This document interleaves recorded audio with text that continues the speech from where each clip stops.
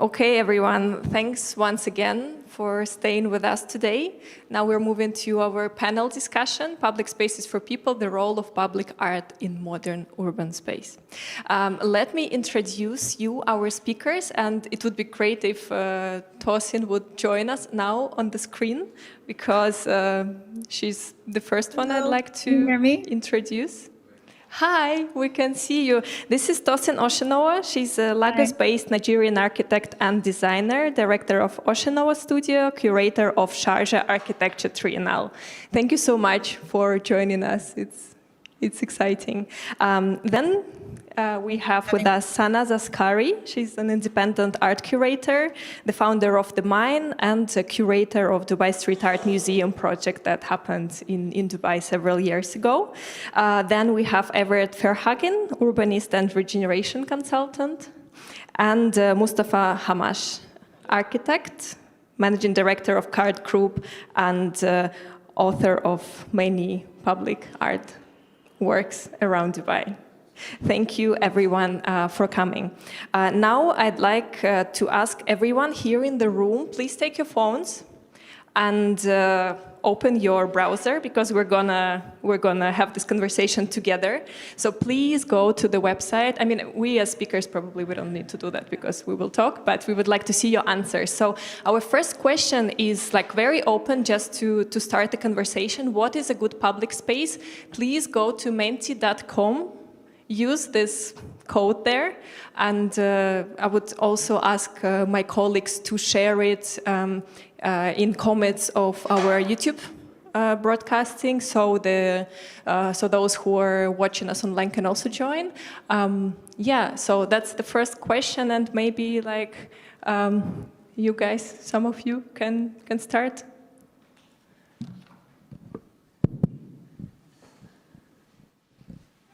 No, you? Please. I think it's the only and the most important question. Because public space, the word says it, it's space, and space means a place where we can go, and public space means a space where everybody can go. So a good public space is a space that invites everybody to be there.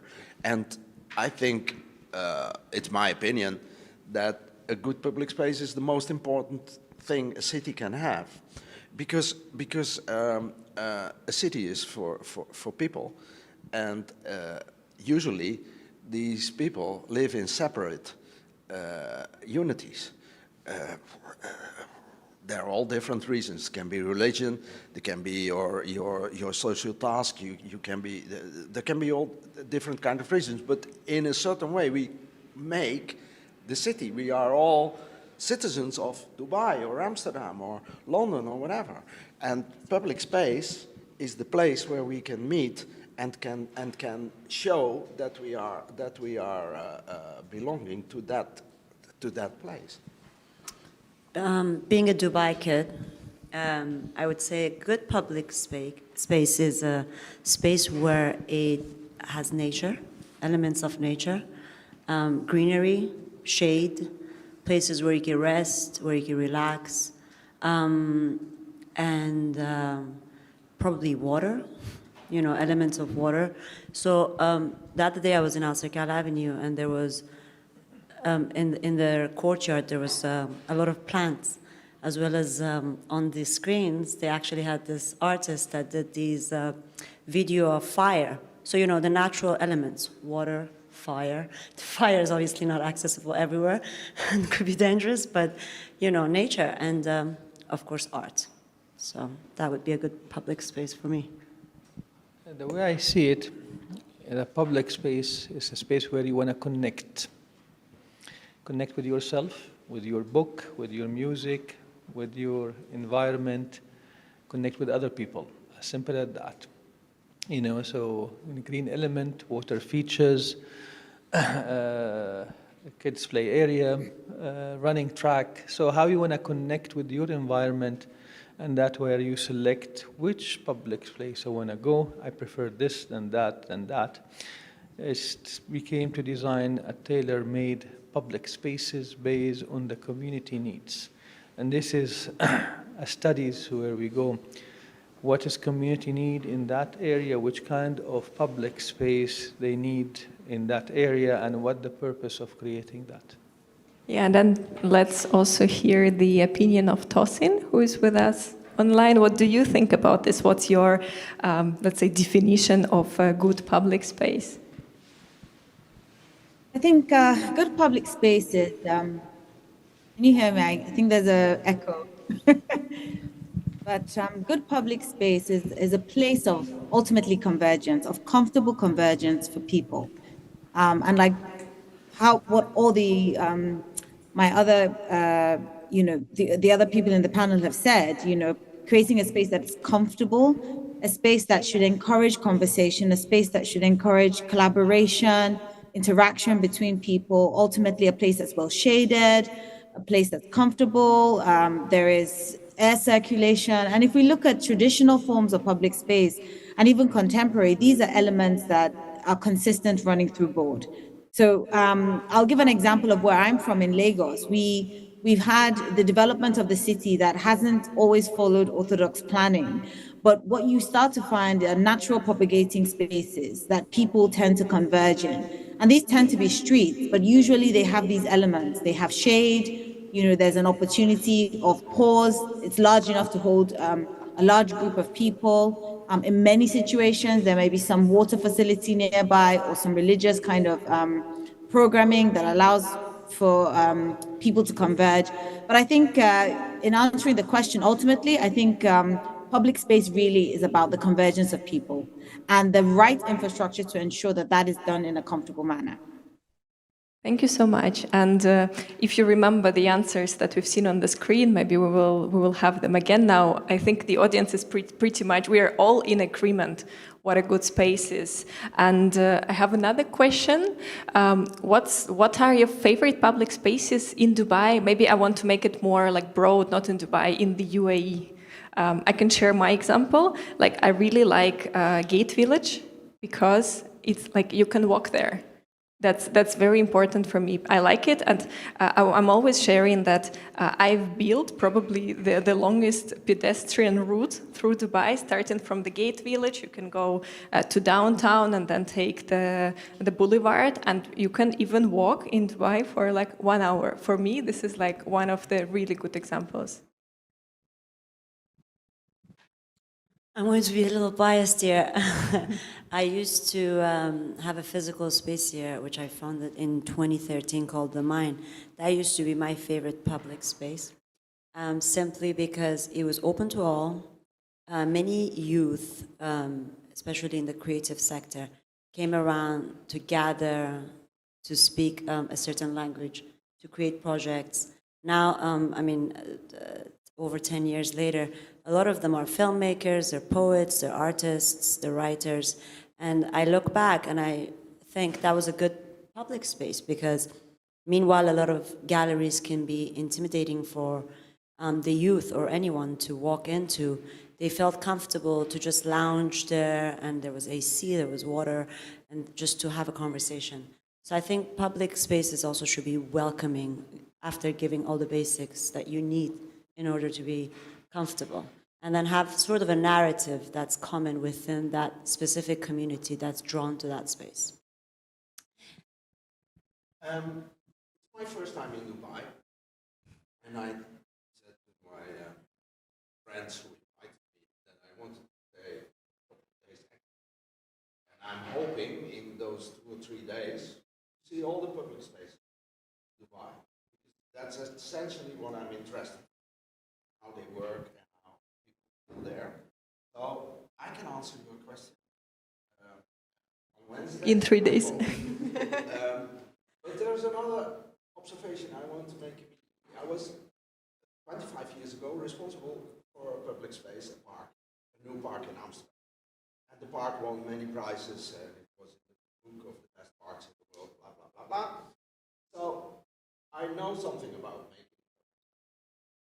But I learned one thing, and if you compare her answer and my answer, she was absolutely right. It's about green, it's about nice, beautiful water, etc., etc. That's a functionalist approach. And I talked about what can people do there, how do people feel there, what is it for?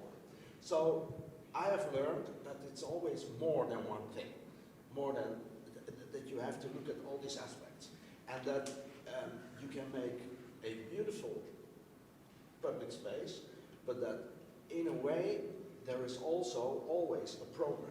There is someone, a good, well-working public space, there is someone, maybe invisible, who's responsible for it, who has created it, and who is taking care of it.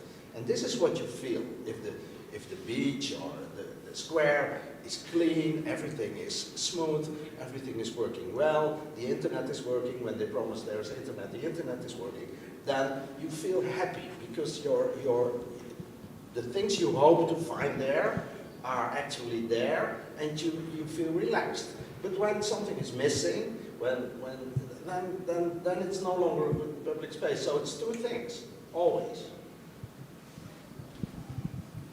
I think we are lucky to be part of this UA society, which is offer us a lot of public spaces, which is different than anywhere else. I lived most of my life in Italy. You know, in Venice, I was missing the green. I was living in an island, but was no trees, no parks, nothing. So here I look at it from a different scenario. I have a long walking track in Jumeirah Beach Road if you want to go into the beach side. Have beautiful parks like Mishraf Park with all adventures and family-oriented and relaxing. You have the desert side. Now the season started. You have all the Love Lakes, Flamingo Lakes. You should go and see. Beautiful. I just finished to build a winter camp 2 days ago, and His Highness Sheikh Mohammed went there yesterday. Very small coffee shop in the desert. And the ruler himself went 2 times. You know, the first time he went and he asked, "Do you serve food here?" He said, "Yes." A few hours after, he came with a lot of people, and they enjoyed their dinner there. Yeah, that's amazing. And let's jump back to Tosin, because I know that you recently been to Sharjah while working on Sharjah Architecture Triennial. Did you find any particularly nice places there that really inspired you?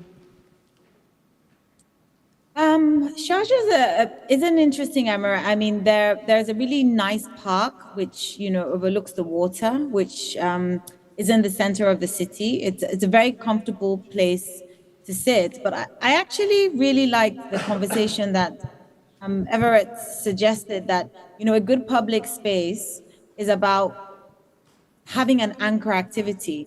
Because I think what tends to happen as urbanists and architects and the general public, when we think about public space, when you see the Sharjah Mall coming up quite large, to a lot of people in a theoretical argument, we would not call that a public space because it has very much anchor commercial, activity. But anywhere that creates a place of convergence, which brings people together, actually is a public space. The same way you would have a public park that would, just provide greens for people to have recreation, opportunity to converge and talk and just enjoy the environment.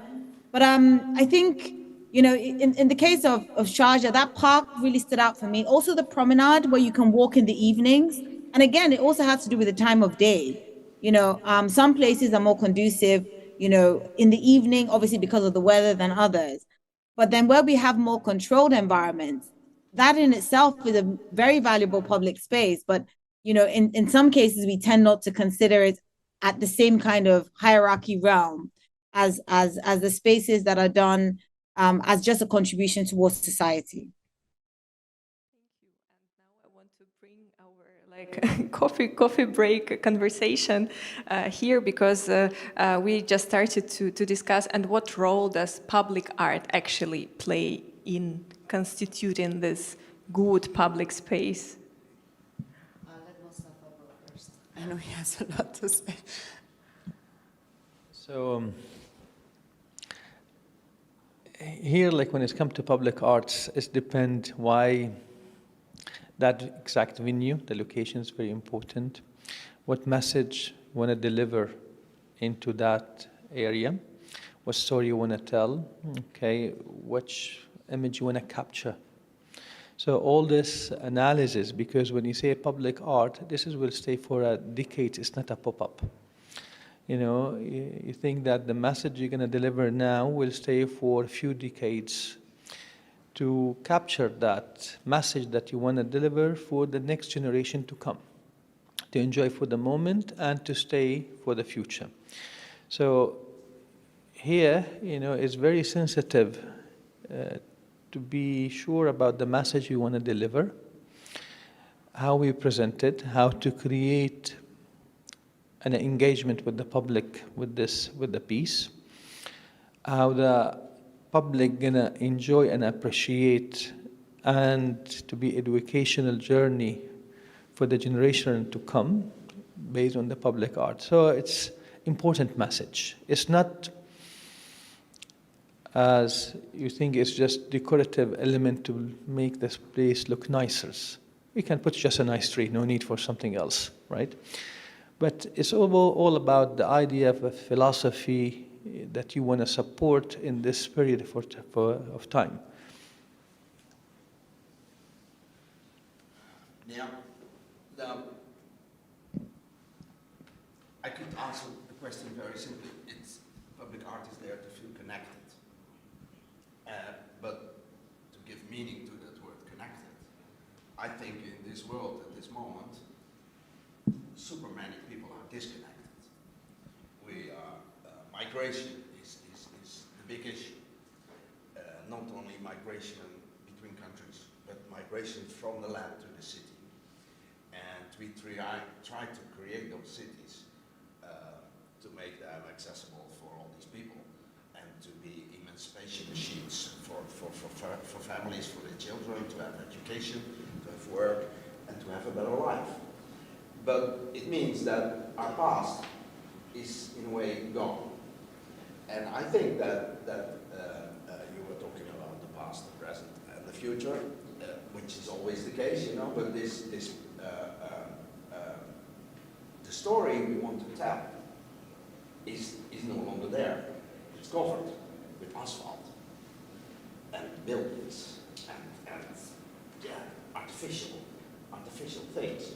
And we need elements that connect the past and what has happened here, all those artifacts, everything that once was, or also all these things that we are bringing with us, all those stories we have, all those stories we want to tell, with opportunities and future. So I think that art in a good public space and art in general can help us to understand the world. And this is a very challenging task for the artist to achieve. But I think it's really important that the good designer, and we heard this woman speak about her art project before the break, that the good designer is capable to do that, and that makes that person special, because not everybody can do that. And good public art in a good public space makes us understand those stories of the place and connects us in a way. And I think that is a very difficult task to achieve, but we really need it in the world today. Yeah, I think Tosin maybe wants to add something, and also like I have a special question for you regarding that. Like, because I was reading several of your interviews that you were given just before Sharjah Architecture Triennial, and you were mentioning a lot, and you work a lot with, let's say, global South tradition. Yeah, what materials are used, what messages are used, spoken, and so on. And what's the situation with public art there? Like, what's the tradition? How does it look like, comparing to, let's say, something Western that we kind of used to even here in Dubai, because it's more, I would say, Westernized tradition. I think this is a really brilliant question, and I think I'm so intrigued by the answers that have already been given, and I'm going to answer it, and then I'm going to share with you on my screen one of the projects that we have at the Triennial, which is on till March of next year. But I think ultimately the purpose of public art is about creating opportunities for inclusion within society. It's so important that by creating, places or objects of interaction at an urban scale within the city, it's an opportunity to educate, it's an opportunity to inform people about the wider collective of the culture or the identity of the people and place. Particularly for the Triennial, the theme, the title this year is The Beauty of Impermanence and Architecture of Adaptability.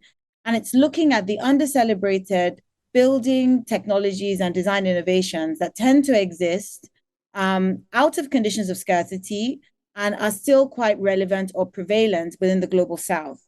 So, and in relation to these technologies, looking at how potentially they could form some kind of solutions towards our bigger challenges today being, for example, climate change.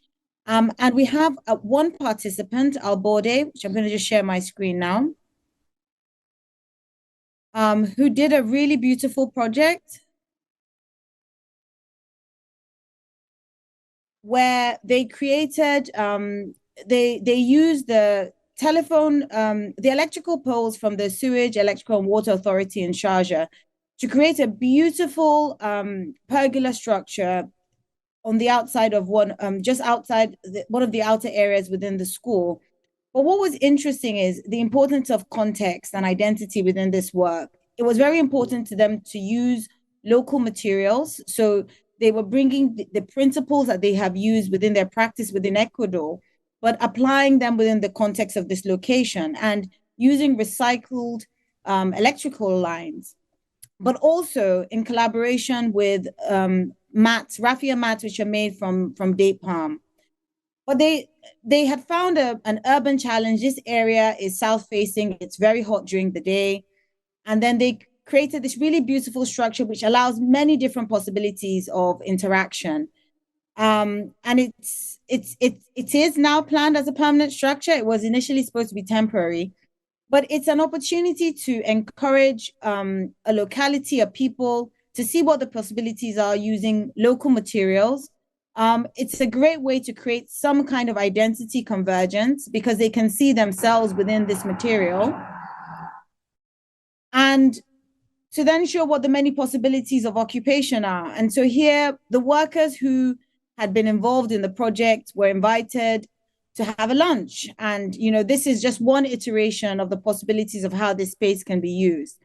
So, that is the purpose of having these structures. It's an education. It's about creating inclusion. It's about giving people spaces and opportunities for interaction, and hopefully adding positive value to any city.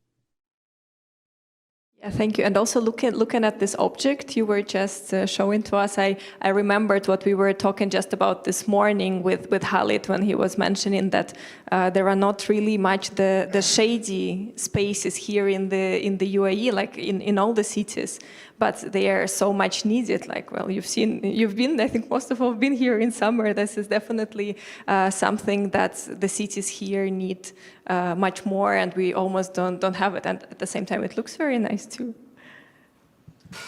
In addition to what all the valid points that everyone mentioned, I'd like to add that if you think of Dubai, you think of all the commercial galleries that we have, and I think, don't quote me, but I think it's probably 50 plus now, from DIFC to Al Serkal Avenue and all the independent spaces. If you look at Sharjah, you think of the Biennial, which has a lot of public art, the architecture biennial, the art biennial, as well as all the museums. And then when you think of Guggenheim, when you think of Abu Dhabi, you think of Guggenheim, you think of Louvre.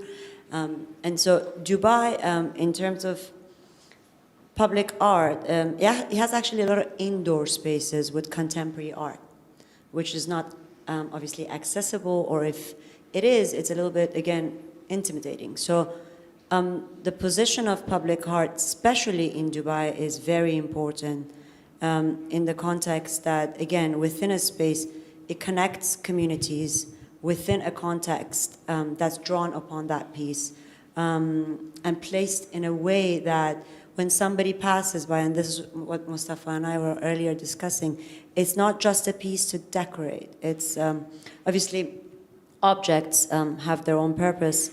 Architecture has its own purpose. Common shared spaces have its own purpose. But when it comes down to contemporary visual art, it, you know, in many contexts, it's representing diversity, which is what actually represents. I keep saying Dubai, sorry, but UAE, but Dubai in general, because I consider myself from Dubai.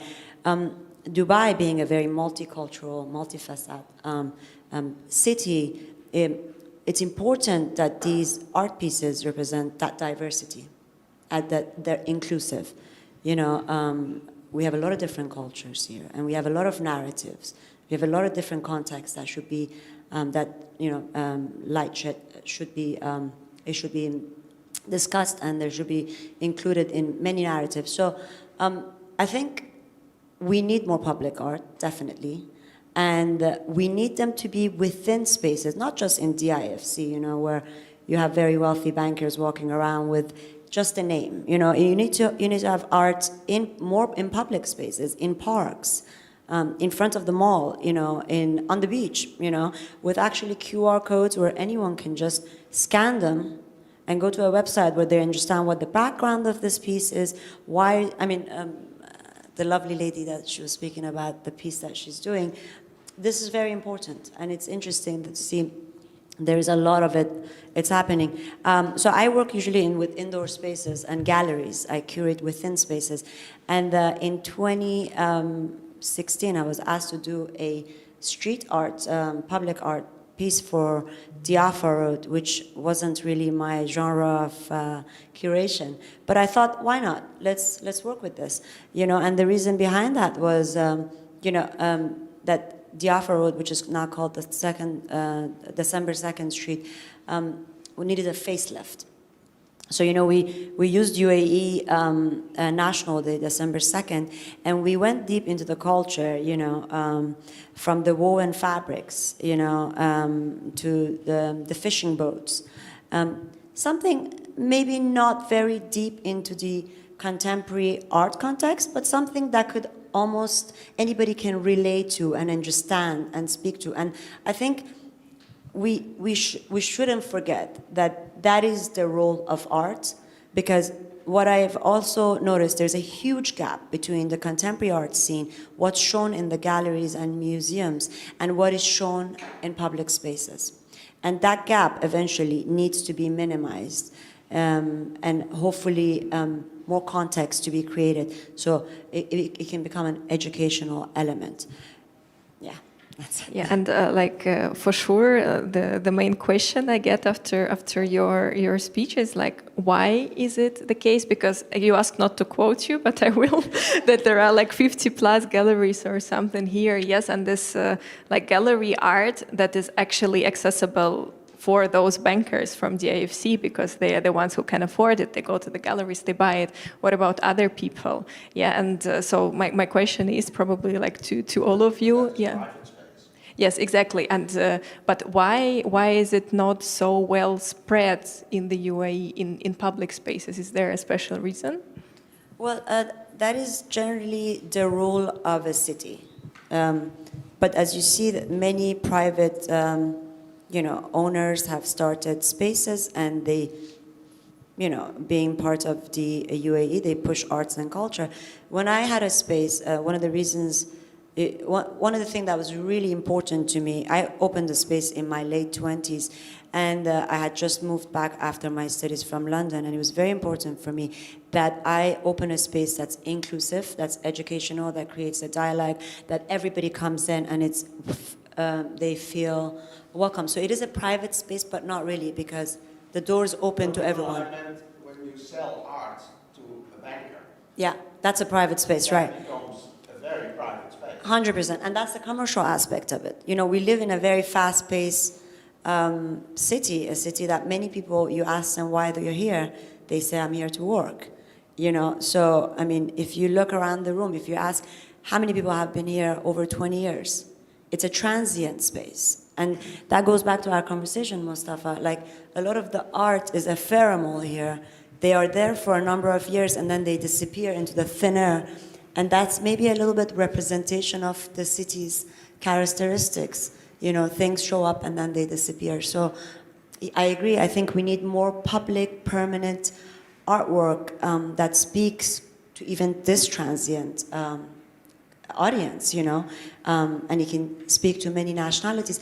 And I think what I'm trying to say, it needs to speak to many cultures, not just one culture. Yeah. That's very important. We can dig deeper and deeper. But if you look at this whole region, or this area especially, there are many, many different cultures that is mixed in with the UAE culture.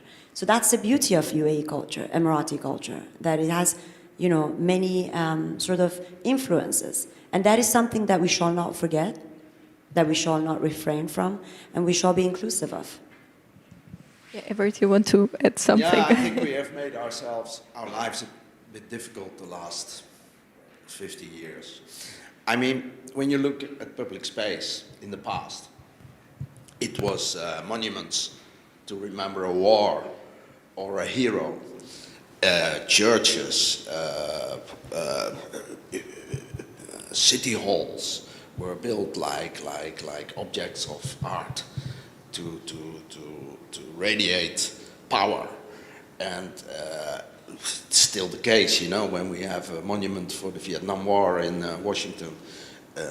It's very, very difficult to make such a monument, and they put all the names on it and whatever. It can never be really artistic, interesting, So now we are talking about public space with public art, and it can no longer be these things. It can no longer be a statue or a celebration of a war or anything. It would be stupid.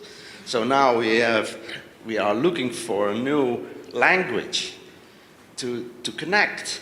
And so we have all these questions, all these problems that have to be solved, which are all real. And now we are in only 50 years or less working on this type of public art.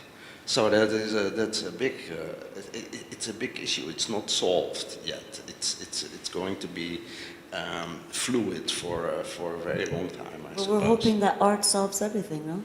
We're hoping art solves all the issues. Yeah, that is maybe a bit wrong. It's like you put art in the role of Jesus or God or whatever, It's maybe it doesn't work like that, So it's a bit risky. Don't you agree? No. Don't you think it's risky? No. Art should be risky. Yeah, but to Because if it's not risky, then it's easily digestible. And that's not what art should be. Art shouldn't be just easy to the eye at all times. It should be as risky at all costs. It should speak a language and, that provokes thoughts that perhaps sometimes you don't want to be provoked by. Totally agree. Of course I agree, but the point... Let's quickly listen to what Mustafa wanted to add. Art needs to be provocative, okay? Because we are creative people. So we have to go out of the formalities or the comfort zone area or the comfortable 100%. ideas. Otherwise it becomes church art. Yeah, so we have to twist. We have to represent things from a different perspective. You have to create optical illusions, different illusions. You open your mind to different reality. That's the creative side of it, not the static side of it. I agree with you in a certain part when you go in Rome and you walk, see all these beautiful art pieces from Da Vinci to all those famous names and you say, now, that has been there for 1,000 years and is still up to date as a history. Okay, to go back, I read the history of that piece, why, who commissioned it, and why they do it, and all this stuff. What the message behind it is to capture a moment, photographic moment of a war or of a celebration or a victory. Very, very regime kind of art. Okay, even in the Roman Empire up to Second War. Okay, this is the legacy we have. Today, with a lot of technology that we have, from photography to digitalization of the things, social media can help us to make our art viral quickly, deliver your message in no time. Okay, it became a tool to provocate, to deliver an idea, a message, express an opinion. This is the beauty of the moment that we live now, that provocative art is possible. But I have, okay, I'll keep the question, but I just wanted to give Tosin a word about the same, and then I'll ask my question. Thank you. I agree. I think art must be layered. It must be layered for society. It should provoke, it should question, it should also encourage, it should inspire.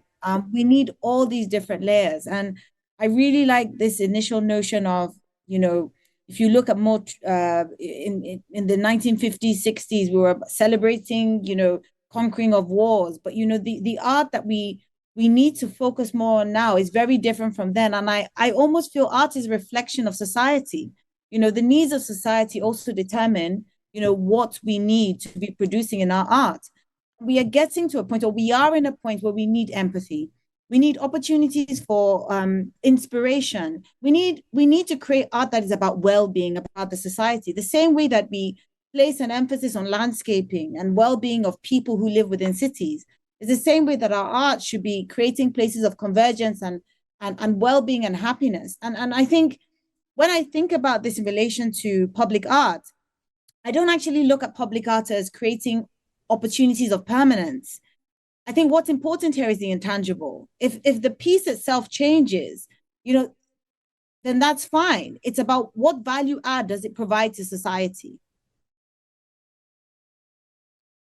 Thank you. I agree with all of you, but I still maintain my point that maybe sometimes our expectations are too high, that we cannot expect public art to solve everything we want to be solved.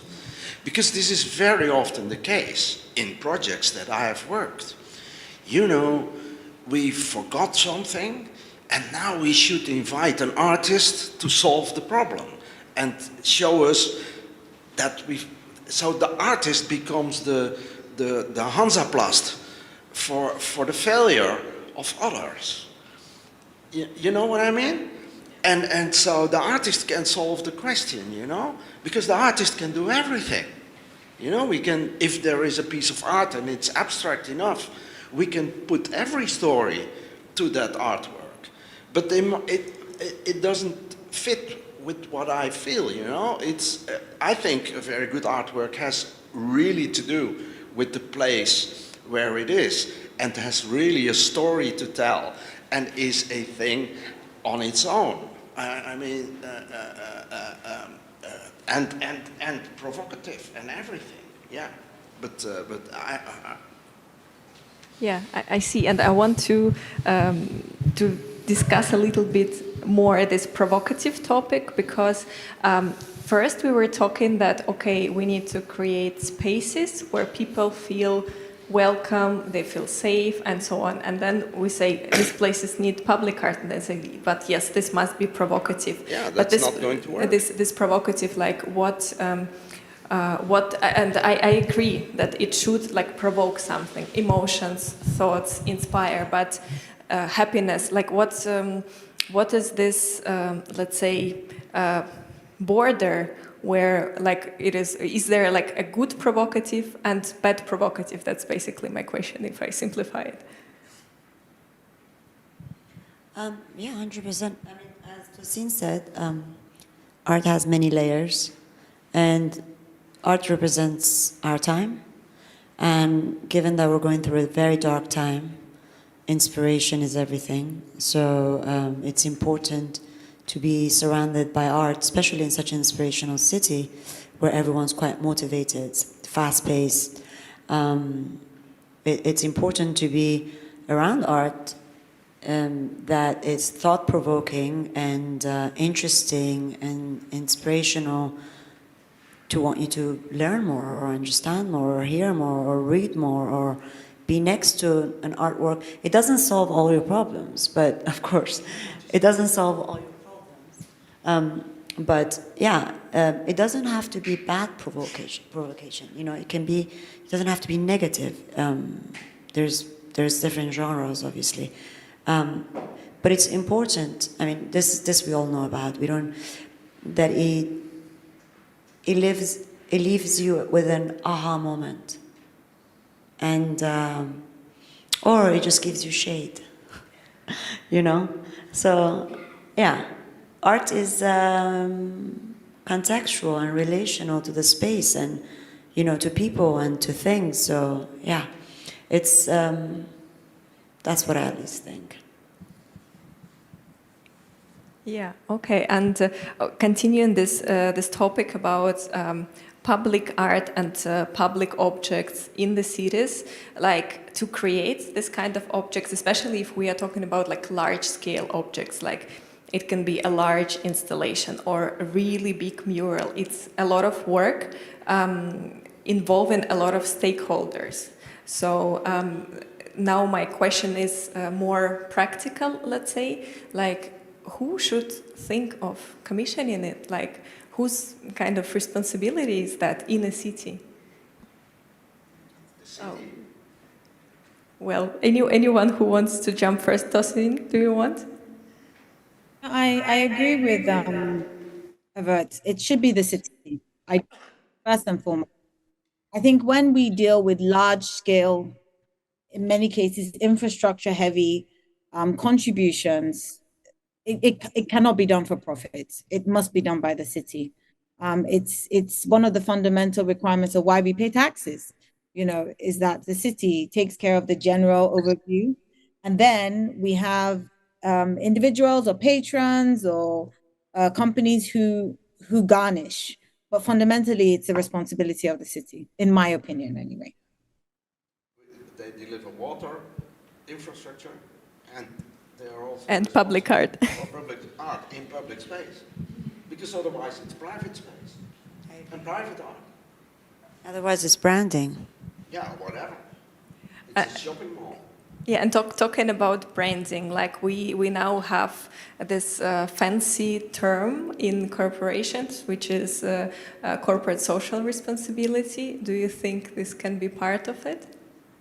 Corporate social responsibility. Can you please use the mic because we have corporate social responsibility. I remember that we were working in a brand new business district in Amsterdam, and that corporate companies came to us and wanted to give us art.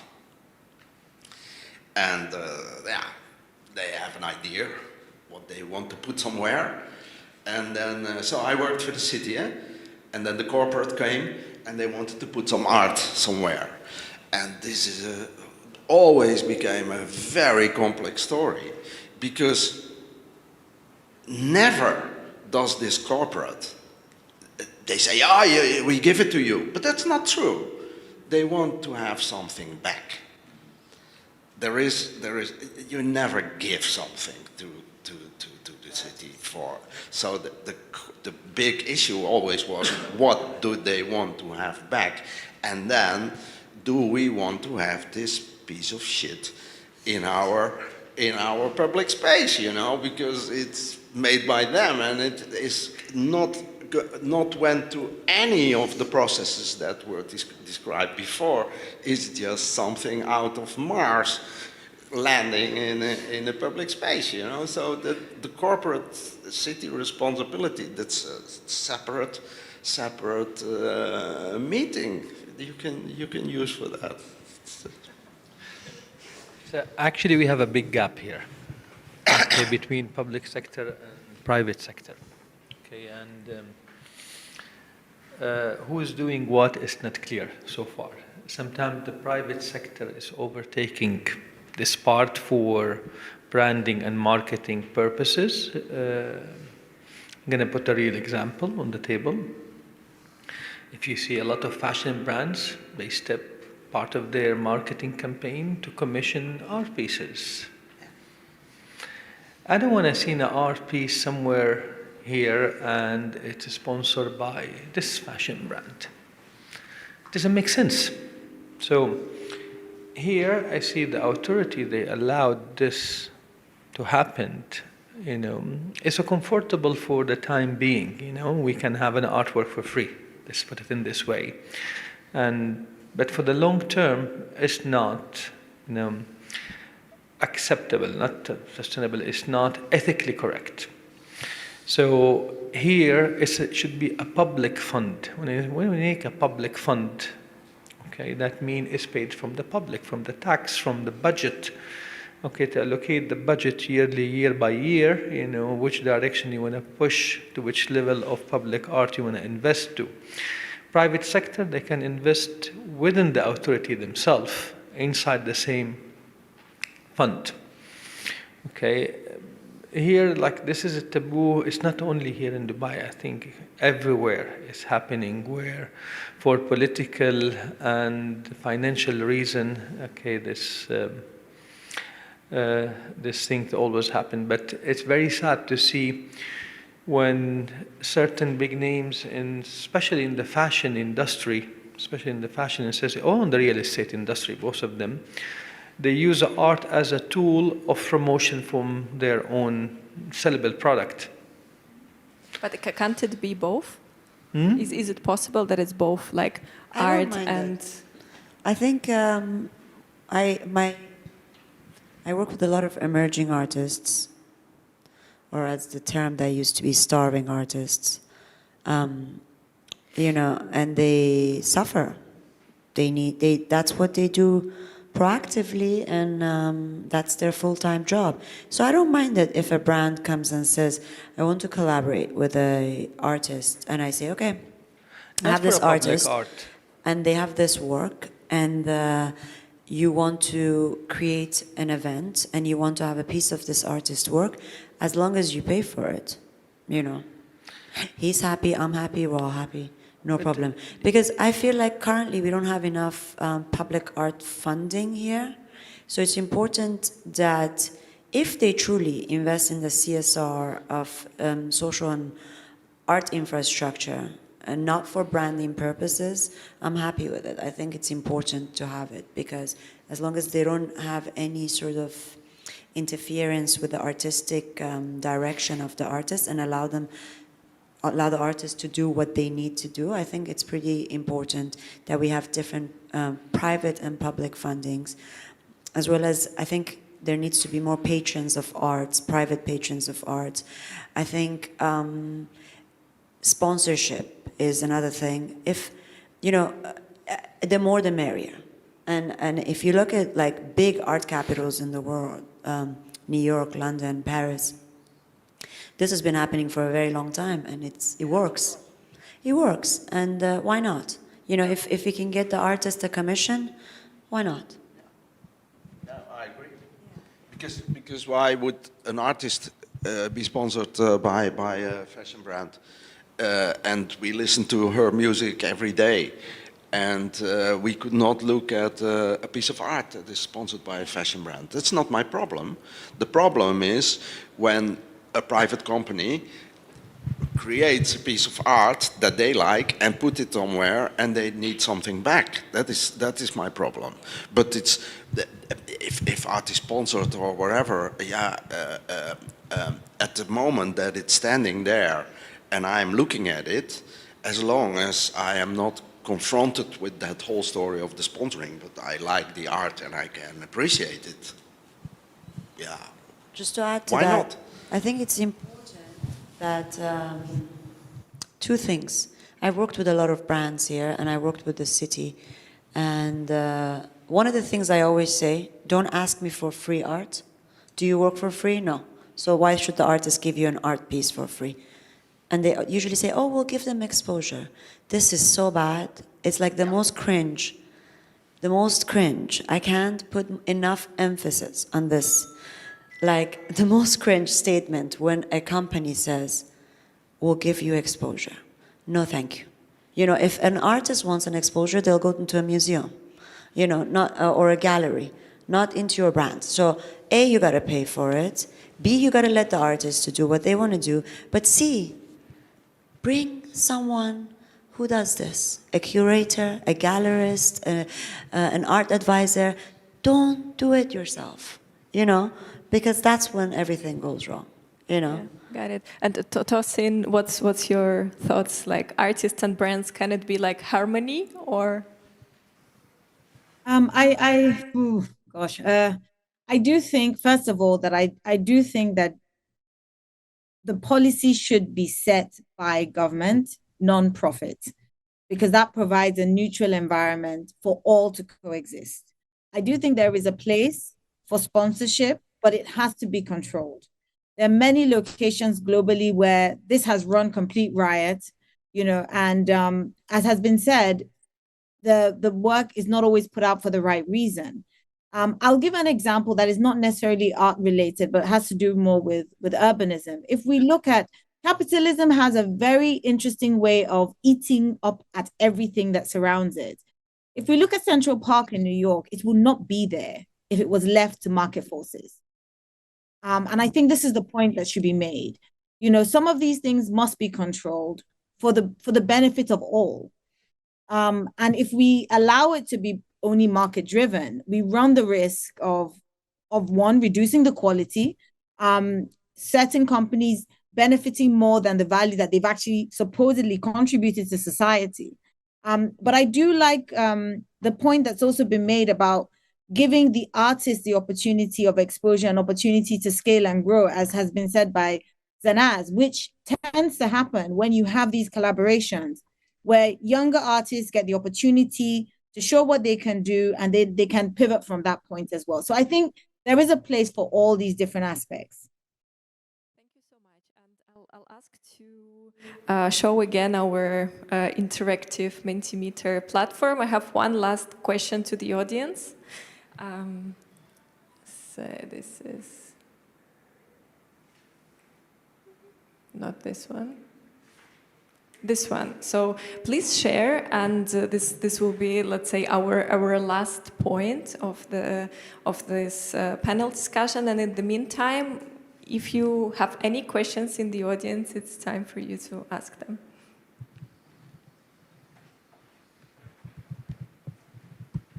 Maybe I want to make a remark. Thank you.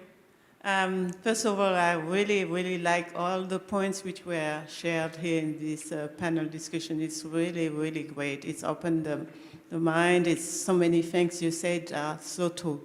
I think that for my personal view is art is really an emotion, a feeling.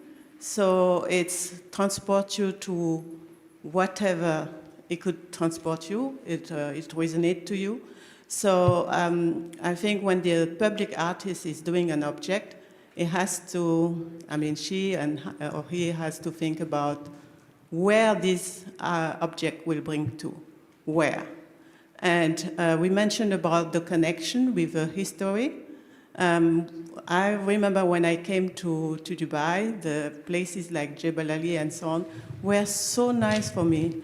The smell that Nida was talking, the sound and everything was so great, and I have never found it again. And I think it has to have a connection from the history, either by using the material, as what has been said, and also using all the things which is proper to this part, and then link that for a connection to the present and maybe to the future. I think the responsibility of the public artist or the object is really there to try to make us grounded on the place, and also going in that feeling, emotions, and so on. And I also like the point about the diversity and inclusion. But inclusion is not only the people coming to Dubai and so on, but the inclusion of the different views of the artist. Because artists has also different origins. So it's good that when you see the art, that you also, there are some part of this artist there, which is coming from Congo or from Sri Lanka or whatever. You see things coming, and also linked to Dubai because it's here and moving on. So the inclusion is also in that part from what I see. Thank you.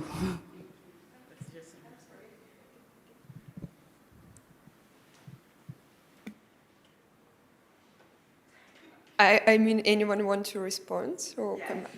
Sure. I don't need No. It's important for people who are watching us. Thank you for the great panel. It was very useful and educational for someone like me. But I think squares, like if you look at the ancient countries and cities, they have places, there's cafes, restaurants, people, they sit and they mingle and they talk about different objects. That's something we miss in Dubai. Like places like DIFC, especially when you go to see art spaces, there are there are spaces you can hang out with other people and talk about different subjects. I think that's what's missing in Dubai. I'm from Iran, and we have lots of those squares. People, they hang out, they have their cafe, they have the restaurant, the mosque, the shops, and everybody mingle with one another. And that's something I think can make Dubai more And squares, interesting enough, is a big part of the Islamic architecture. You see them in Italy and other ancient countries. You see lots of these squares. People, they mingle, they learn about cultures, and they talk about different subjects. Yeah, but that is a public space before functionalism, before the car. Basically, the car. I mean, it's not if you're pro or against the car, but when the car arrived, we needed roads, and then functionalism was introduced, and the city changed completely. And as long as the car has to go everywhere, it will be different. So your city that you are talking about is the city before that phase. And of course, that's the square, and that's the human skill, although there was a horse maybe also, and a car behind the horse, but that's the skill that we are talking about. And in a way, feels very nostalgic to get that back. And I was talking about that before. One of my favorite cities in this respect is Madrid, because all over the world, and I've done research on that, you see that cities are trying to go back to that period.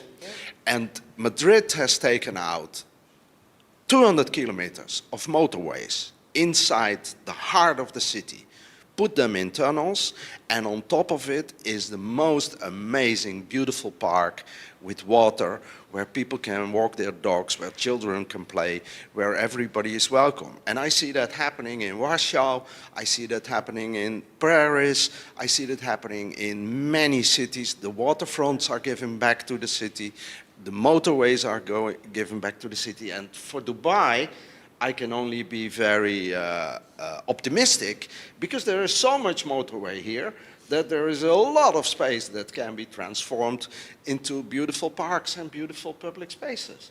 And I've said this thing 20 years ago, no, 12 years, I don't know how long ago, the first time when I was in Moscow. I don't know if ever a lot of Russian-speaking people here, so many of them have been in Moscow. There is no city in the world where there are so many cars. It's unbelievable. The cars are everywhere. And I said we should take out some of these roads and connect the park to the river. And it was, people laughed, you know, this is impossible. And I'm absolutely sure that in 10 years' time, this will happen. So that's absolutely the future. Yeah. The culture village here, it's amazing for like, you know, mingle, but usually you don't find anyone. That's a problem. I don't know why. I mean, they didn't promote it right, but it's one of the most beautiful, like, public spaces you can learn and see the culture. I think you highlight one of the most difficult topic in the modern urban design. You know, building a new city like Dubai, okay, there is a human aspect that has been compromised when it's come to this. The main square became the mall, where you can go and meet people and mingle there, you know, even for climate purposes. Okay. Each city, they have a main square, okay, or many other squares in the areas where all people used to go there and shop and socialize. In this part of the world, building a new concept of an urban modern city, you have to compromise that part of the social human aspect of it, that you have to create it in a different way under a roof of a shopping mall. And see here you highlight when you import a different technology from somewhere else. When you build a new city in a modern city, you know, in a Arabic country, if you see Dubai, it's a different case than any Arabic country. If you go to any Arabic country, that's still over there. You know, everybody going to the public spaces to mingle and chat and shop and have a cup of tea and so on. So here you find it in a community, in the small communities. They create those community malls, you know, so for that purpose. But reality-wise, this is the defect of the modern city design. You have to compromise with the human social aspect. Wait. Tosin wants to add something. Sorry, because she's waving us. I'm the big screen in the background. I really like where we're going with this conversation. You know, this actually is where the problem is. And I think this is what we all need to question and ask ourselves. What has been the cost of prosperity? And how much of our humanity and how much of what it means to be human has been lost with technological advancement? As has been said about the car, I think the other big elephant in the room is air conditioning. Air conditioning completely changed how we live everywhere in the world. The effect of the courtyard existed in so many different regions of the globe, you know, before technological advancement. Even within the UAE, the idea of the courtyard and the wind tunnels made spaces that were comfortable. It determined how we dressed. It determined how we interacted. All of this has been changed. You know, everywhere in the world today, you can put up a glass building, stick a big air conditioner in the side, and it completely changes how we interact with our urban spaces. And I think this is, you know, and as we talk about this idea of tradition and people interaction, and you start to see these self-propagating, you know, places of convergence that tend to happen now, it just shows you it's like water is trying to find its level. And the lady who spoke, and she said when she first came to Dubai, and how even the association with the location and smell, that is what it means to be human. So much of this is gone. This clinical notion, this hard surfaces, you know, removing everything that is soft and part of earth. You know, even our relationship with ground condition is completely eroded. So I think, you know, it's not that anything changes overnight, but I think with an awareness, you know, we all can be a bit more conscious about what it means, this idea of progress, and how far we move away from what it means to actually just be human. May I? I think you open the topic, you know. May I add? Yes, sure, please do. You said the mall. And of course, the mall is a very important thing for people to meet today, everywhere in the world. But the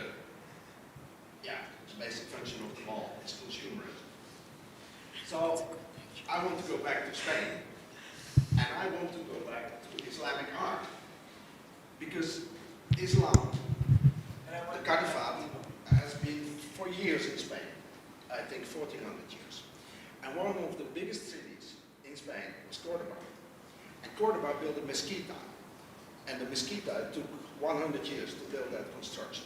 Beautiful construction of Islamic thinking and with Islamic architecture and everything. And what was the main purpose of the mezquita? Education. It was the library, it was the place where the schools were, it was the place where people could meet around education, thinking, art, and whatever kind of art that was. And not only for Islamic people at that moment, but for everyone in Cordoba. And exactly the same in the Alhambra, with your air conditioning thing. The Islamic culture in Morocco, in the north of Africa, and also when it was in Europe and also in Iran, have fantastic natural air conditioning. With water trees, irrigation. water, irrigation, this whole world of natural conditions, creating those natural conditions in the city with water, wind, etc., was exported by the Spaniards to America. 1,492 cities they built with this type of air conditioning and thinking in mind. And we have totally forgotten it. So it's something that we should draw back on, and especially Dubai, where all these elements, all this thinking could still be here. And this is why I think a library like this, in combination with art, is the core of the idea. This is the type of public space that we need. Sanas wants to add something. I was just thinking, this went exactly back to the first question, which was, what makes a public space a good space? And I was just thinking, the first thing is these natural elements, you know, water, air, plants, greenery, wind, yeah, you know, and this is the root of being comfortable in a public space, and then everything else comes on. No, but everything else is the possibility to meet someone and to learn. I think these are the two essential. Yeah, well, you're comfortable in lounging, like the Persians were, you know, in a Persian garden with that water irrigation system, or the Arabs were, or the general this part of the world. What they did is they lounged and they read poetry and they were connecting and they were talking, and that's what it was. And that's where this element of literature and library comes in. Exactly. So the question again, are we designing for a human? Yeah. You know, It's coming back in every city around the globe. I mean, I am surprised why here we're getting more and more distance from the whole idea. That's the thing. Everywhere, as he said, in Spain, in many countries in Iran, they're going back to the, you know, ancient idea of square again. Exactly. But here we're distancing ourselves somehow. Where it's funny that you are right when you were talking about Italy, because there is a big difference between Italy and Spain in this respect. I don't know if the audience knows it, but in Italy you will never find a tree on a square. Florence, Rome, all these squares, they have no trees. Well, In I would Spain- like to hear what Mustafa in Spain, thinks about it. The tree and the water are the essential element of the square. no, but the square in Italy created for a different purpose, to gather people. You know, to gather the whole community and make a speech, especially in the fascist and the Nazist time, that the main purpose of the square, you know, any public announcement need to be done, it was in the square. Now it's online. Yeah. I have. Yeah, called Zoom, yes. Where Tosin is sitting like a little bit lonely. I have one question from the people who are watching us online, actually. But we really very short in time, so the question is very easy. They are asking like you to tell about like the actual projects that you've done, because we really didn't like it's. I mean, all of you. Well, we need to be very, very brief. If you could, like, I mean, in public space, that's just pick one project that you've done that you are really proud of and tell us about it. Just one by one.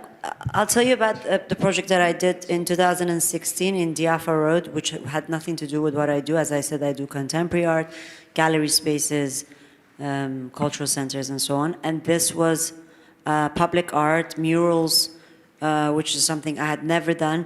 And just the reaction, and I did it for Dubai Media Office, which was part of the initial initiative of His Highness Sheikh Mohammed, saying he wants to turn Dubai into an open art museum, and I was selected with the committee, and we did simply murals, and just the expression I would receive from the public and how happy it made people, it was very fulfilling, and it was very interesting. You know, it just gave a facelift to that street. So anyone that goes to Diafa Road, you should check it out. I think it's interesting and it's very fun. Thank you.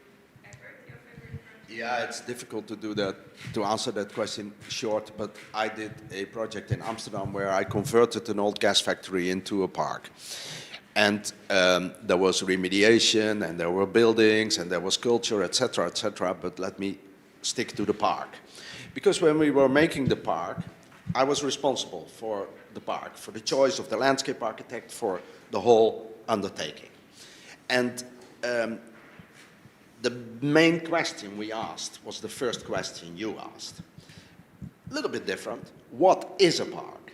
Because I found that with all those people, you know, when you're responsible, you have to combine all these people. They are all doing something.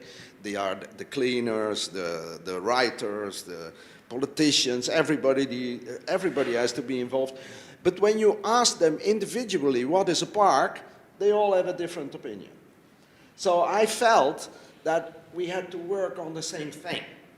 And this is why I did not want to make one rule about what a park is.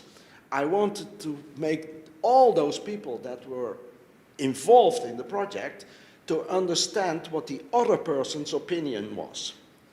Because then we were listening to each other in a different way. Because as long as we think that you would mean the same thing with public art and public space, then the person you are talking to, you are in trouble. But as soon as you understand that there can be a different opinion, you can have a conversation. So my main goal with that whole thing was to have a conversation. And when we had that conversation and everything was arranged like that, we could start the process of making the park. And I'm absolutely sure that because of that good process, we have the best park. And so I'm not talking about the architecture, I'm not talking about the amount of trees, I'm talking about the end result. The end result is a fantastic park, and it is because all those parties that were involved understood each other and worked together to achieve the same goal. I think this is the most challenging and most important part of the whole story. So, Mustafa, your favorite project in public space? My own favorite project in terms of public art, I think where I have a very special connection with this work. One of my work, you have, if you want to show it in a slide, you have it in the profile. It's called Connectivity. Okay, and this, when I designed that, I was during the lockdown. Okay, how we can human connect back again. You know, happened that managed to create this work the season after and has been shown, showcasing in Dubai Design Week. After that, the IFC Art Night, and after that, we start to move this installation around the city. But the concept behind it, how human we can connect back again. Remember those days, we don't shake hands, we don't hug, we don't share food, we don't touch. You know, we don't see lost each other. We don't see each we other. lost our our social behavior. We became aliens kind of things, you know. So the idea how we can reconnect again, represented by artwork, you know. So that was my favorite, you know, so far in that period of time. Amazing. And Tosin, like, let's give this panel a beautiful final. Please share your favorite, your own project in public space. I'm sorry, I'm going to have a shameless plug here. You know, the Sharjah Architecture Triennial, it's done, I think it's a beautiful exhibition. It's free, so it is public art, free. We have 5 venues, 2 main buildings, and then we have 3 urban intervention projects, which really are about ensuring that we were able to interconnect the city with the proposals that we were having in terms of alternative architecture or experimentation or opportunities to occupy spaces that normally you wouldn't gain access to. What maybe one thing I would like to mention in relation to the Triennial, we have a particular project which is in the Sharjah Mall. It's a building that's been in pause for about 10 years. It's 65,000 square meters of mixed-use development that never got completed because of the unfortunate demise of the proprietor. One of our participants has occupied the central area and created a beautiful software or they call it a software structure, which is creating an interactive layered series of connecting fabric drapes within this space. But what was also really exciting is that for the first time, people are able to gain access to this building that's been in pause for so long. And I think generally the notion of what Sharjah, the Triennial, is doing, which is to ensure that there is a really beautiful interaction between people, city, and art and architecture, is really great. And if you can, it's down the road from Dubai, it's 30 minutes drive. Please go and have a look and see for yourselves. It's until when is it up? I think it's several months. Until March 2024. Yeah, we have time, so this is the plan for tomorrow, maybe for everyone. No problem. All right, thank you everyone. Thank you Tosin, Mustafa, Evert, and Sanaz. It was beautiful, very interesting conversation. Thank you for joining us. Now we will have another short break, and we still have two presentations left. Yeah, see you here in 5 minutes.